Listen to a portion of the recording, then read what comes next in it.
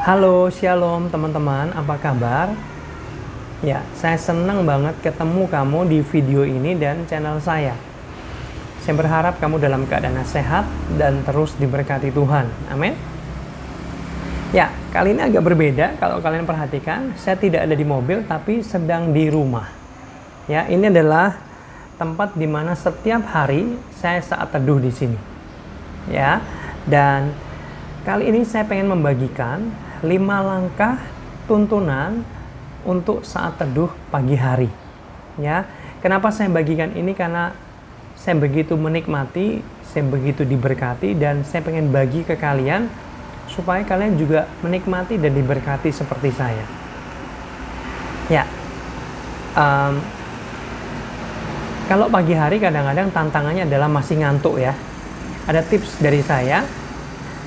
Kalau masih ngantuk, kamu turun ranjang kasur ya pelan-pelan, lalu awas jatuh, masih ngantuk merem-merem gitu, ke kamar mandi atau ke wastafel, ambil sikat gigi sama merem-merem nggak apa-apa. Lalu sikat gigi sama merem, kalau udah, biasanya matanya udah terang kalau selesai sikat gigi. Ya, lanjut cuci muka, basahin rambut, ya mungkin senam-senam ya berapa detik gitu ya.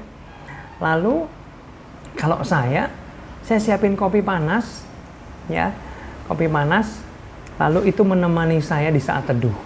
Ya, kalau ada ngantuk-ngantuk dikit, seruput kopi panas. Saya percaya ini tidak mengurangi rasa hormat kita kepada Tuhan di saat kita saat teduh.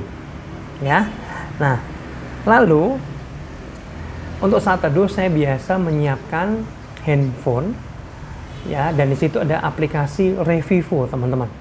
Menurut saya ini sangat membantu. Ya, apa yang saya lakukan? Karena di aplikasi Revivo itu kita bisa mendengarkan firman Tuhan. Ya, lalu bisa memutar lagu rohani. Nah, saya juga menyiapkan kadang-kadang buku seperti ini, buku yang tulis dan pulpen gitu kira-kira, untuk siap-siap berjaga-jaga ketika Tuhan memberikan pernyataan, pewahyuan, berbicara, saya tulis. Ya, bisa sih tulis di handphone juga. Ya. Nah, sebelum memulai saat teduh, dalam hati saya doa, Tuhan, pimpin saat teduh saya ya. Bayangkan teman-teman, untuk saat teduh untuk saat teduh saja kita perlu pimpinan Tuhan. Ya, biar kita bisa fokus, biar kita benar-benar menerima berkat ilahi dari Tuhan. Kalau enggak, saya sering ngalami saat teduh saya enggak berkualitas gitu ya. Malah ya enggak baik lah. Nah, oke. Langkah pertama yang saya lakukan adalah yang pertama, mendengarkan firman Tuhan melalui audio. Ya. Sesekali saya membaca firman Tuhan, tapi seringkalinya adalah mendengarkan ya melalui aplikasi Revivo itu. Kalian boleh install, ini bukan di endorse. Ya. Dan setiap hari saya mendengarkan satu pasal. Ya, mendengarkan. Kenapa mendengarkan, Kak? Gak membaca. Karena gini, firman Allah berkata, iman timbul dari pendengaran akan firman Tuhan. Jadi saya lebih memilih mendengarkan firman Tuhan, ya, minimal satu pasal satu hari. Itu yang pertama kali saya lakukan di saat teduh.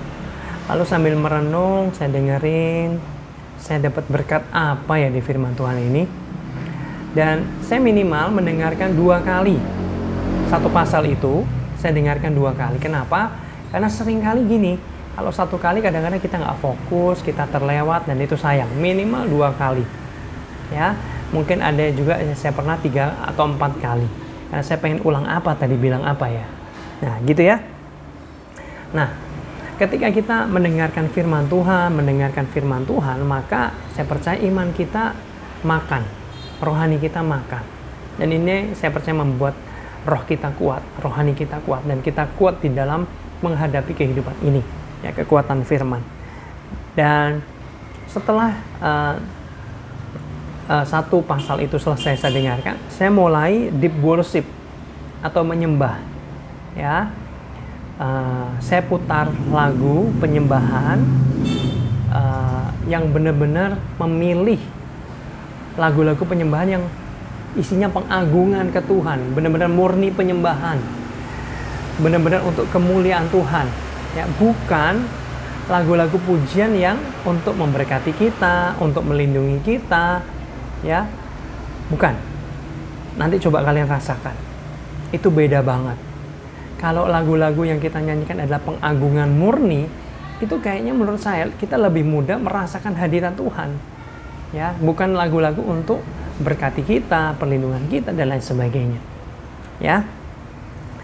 Nah, tidak harus pakai musik atau lagu ya teman-teman. Kalian nggak ada lagu, nggak ada musik pun kalian tetap bisa nyembah, ya. Musik lagu yang kita putar hanya untuk membantu, ya. Biasanya saya ngikuti dengan pelan, dengan hati, fokus,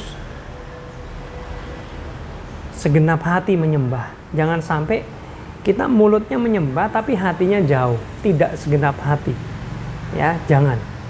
Kadang-kadang nggak terlalu kenceng suaranya, hanya komat kamit pelan, nyanyi, tapi dengan segenap hati. Saya pikir itu lebih terdengar di surga, dan bisa menjadi berkat, menjadi dupa yang harum di hadapan Tuhan. Nah, sembari saya menyembah dengan lagu-lagu itu, saya juga berbahasa roh. Ya, maaf teman-teman, saya adalah aliran doktrin karismatik ya. Saya percaya bahasa roh dan saya berbahasa roh. Tapi bagi kalian yang tidak percaya bahasa roh atau tidak berbahasa roh, nggak apa-apa. Ya, tidak harus mengikuti seperti saya letter lux. Ya, karena menurut saya bahasa roh itu Alkitab bilang membangun kita, membangun diri kita, membangun rohani kita, membangun iman kita. Ya, saya berbahasa roh sembari nyembah Tuhan, saya berbahasa roh. Dan yang ketiga teman-teman adalah selesai saya penyembahan, saya biasanya teduh sebentar. Saya diam, saya menanti-nantikan Tuhan. Dan saya dalam hati lirih berkata, Tuhan, Engkau mau bicara apa? Tuhan, Engkau mau ngomong apa? Saya pengen dengar Engkau berbicara. Dan saya juga minta hikmat Tuhan ketika setiap hari saya buat renungan singkat yang akan saya bagikan ke grup-grup WA, di mana saya pikir saya perlu membagikan. Dan ketika saya renungan itu lahir dari Tuhan, maka itu teman-teman tahu nggak, bisa menjadi berkat yang luar biasa. Banyak orang-orang memberikan feedback, Kak, saya diberkati dengan renungannya. Kak, saya dibangun imannya luar biasa. Dan senang bisa jadi berkat, jadi alat Tuhan. Jadi yang ketiga tadi adalah teduh sebentar, merenung, dengarkan Tuhan, kasih waktu ke Tuhan untuk berbicara. Saya percaya Tuhan masih berbicara kepada kita sampai hari ini. Jangan sampai gini teman-teman, kita nyembah Tuhan, habis itu Tuhan mau ngomong, kita udah ngomong topik yang lain gitu ya. Apalagi kita pergi langsung. Padahal Tuhan mau ngomong. Dan ketika Tuhan ngomong, memberikan pernyataan, pewahyuan, saya tulis, saya catat. Karena saya percaya itu yang ilahi, yang ada kuasanya luar biasa. Ya. Yang keempat teman-teman adalah doa hal-hal yang super penting saja, ya. Contoh, saya mendoakan hanya 2 hal setiap pagi. Ya, jangan doa syafaat yang terlalu banyak, karena biasanya doa yang banyak itu saya panjatkan di malam hari. Ya, saya berdoa untuk Bapak Ibu Gembala kita, lalu saya berdoa untuk pembangunan gereja, saya mendoakan untuk bangsa dan negara. Ya, saya mendoakan untuk hal-hal yang lainnya, banyak hal itu biasanya malam. Tapi kalau pagi hari itu lebih membangun hubungan dengan Tuhan. Jadi yang super penting saja yang kita panjatkan di hadapan Tuhan. Ya, contoh, kalau saya hubungan di keluarga, dalam keluarga itu harmonis, ada kasih, kesatuan hati. Yang kedua, saya mendoakan anak-anak rohani saya, anak-anak komsel saya yang Tuhan percayakan.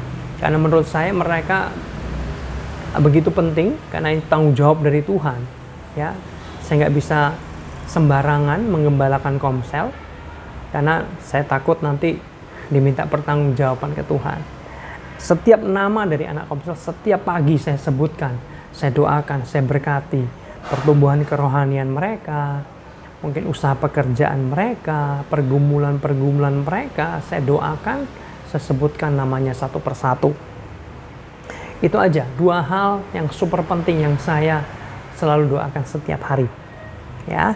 Lalu selanjutnya, yang kelima, yang terakhir adalah saya menyusun plan hari ini apa yang harus aku lakukan. Apa yang harus saya lakukan. Kenapa? Karena saya nggak mau hidup saya hanya mengalir saja, mengalir, nggak jelas. Saya harus menyusun plan. Ya, apa yang harus saya lakukan hari ini. Ya. Nah, biasanya yang saya susun adalah yang pertama, saya mulai arrange kebaikan apa yang hari ini akan aku lakukan. Kenapa saya harus dengan sengaja menulis kebaikan apa yang harus aku lakukan? Karena gini, untuk masuk surga, itu hanya percaya Yesus dan hidup dalam kebenaran, kekudusan, dan pertobatan. Ya. Tapi untuk menerima upah dari surga, untuk menerima upah dari Tuhan di surga nanti, itu adalah perbuatan baik kita. Ya, itu taburan kita, itu seperti tabungan kita. Kita berkata kita akan dihakimi dari perbuatan-perbuatan kita. Ya, saya nggak pengen di surga nanti saya nggak dapat upah apa-apa walaupun masuk surga sih. Saya mau nabung kebaikan-kebaikan yang ada di saya lakukan di dunia ini. Ya, itu tabungan. Ya, Tuhan memerintahkan kita juga melakukan kebaikan-kebaikan, kasih kepada banyak orang. Ya, contoh, ngapain Tuhan? Aku hari ini mau berbuat apa ya?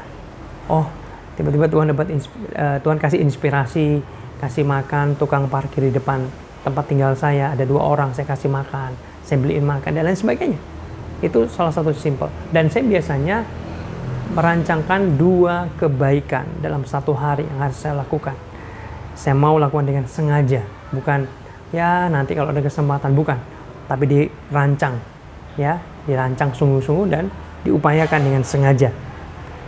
Ya, selanjutnya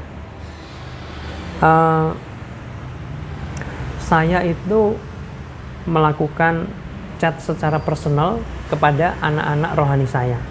1 hari 1. Memberikan mereka motivasi, menyapa, dan mendoakan mereka secara spesifik. Ya, jadi saya memberikan perhatian kepada mereka secara personal. Saya nggak mau hubungan komsel itu hanya kulit saja, basa-basi, nggak ada touch yang personal. Ya. Saya mencoba itu lakukan setiap hari 1 orang, 1 hari 1 orang. Ya, apa sih pergumulan dia, saya doakan. Dan banyak saya menerima feedback, itu menjadi berkat luar biasa. Ya, selanjutnya saya susun juga tugas-tugas yang harus saya lakukan hari ini. Saya mau ngapain? Minta pimpinan Tuhan. Tuhan, saya melakukan apa hari ini ya? Contoh, saya harus pergi ke sini untuk ngurus ini. Saya harus menyelesaikan ini saya susun. Mungkin ada 5-6 kegiatan yang harus saya lakukan sepanjang hari untuk usaha pekerjaan saya, pelayanan saya, dan lain sebagainya. Supaya kita nggak ngalir aja, tapi benar-benar ada plan yang jelas. Saya percaya plan yang jelas, yang rapi, itu membantu kita untuk lebih maksimal dalam kehidupan ini. Ya, nah teman-teman, itu mungkin contoh dari saya tentang langkah-langkah saat teduh. Ya, saya mengajak setiap kamu, teman-teman, untuk mengawali hari kamu. Jangan dengan handphone, media sosial yang kamu buka, bukan. Tapi mengawalinya bersama dengan Tuhan. Ya, 1, mendengarkan firman Tuhan audio. Yang kedua, menyembah Tuhan dengan pengagungan dan bahasa roh. Yang ketiga, teduh sebentar, diam sebentar, biarkan Tuhan bicara. Dengarkan itu ilahi, itu berkuasa. Ya, yang selanjutnya yang keempat adalah mendoakan hal-hal yang super penting saja, yang perlu benar-benar didoakan. Boleh, nggak usah banyak-banyak, 2 aja. Yang selanjutnya yang kelima, kenapa 2 aja? Karena kita sedang dalam rangka membangun hubungan pribadi dengan Tuhan, bukan doa syafaat ya. Amin. Ya. Yang selanjutnya, minta pimpinan Tuhan di saat teduh itu, plan hari itu apa? Ya. Kamu mau melakukan apa dengan jelas? Ya. Minta pimpinan Tuhan. Kamu harus melakukan tugas apa, kewajiban apa, kamu kemana, ngapain aja. Susun dengan rapi. Ya, kalau nggak bisa lupa-lupa, kita hidupnya nggak jelas, nggak teratur, dan lain sebagainya. Hidup kita nggak maksimal. Ada yang bilang bisa dilakukan juga malam hari. Plan apa yang harus dilakukan? Boleh. Tapi kalau saya memang di pagi hari. ya, di pagi hari.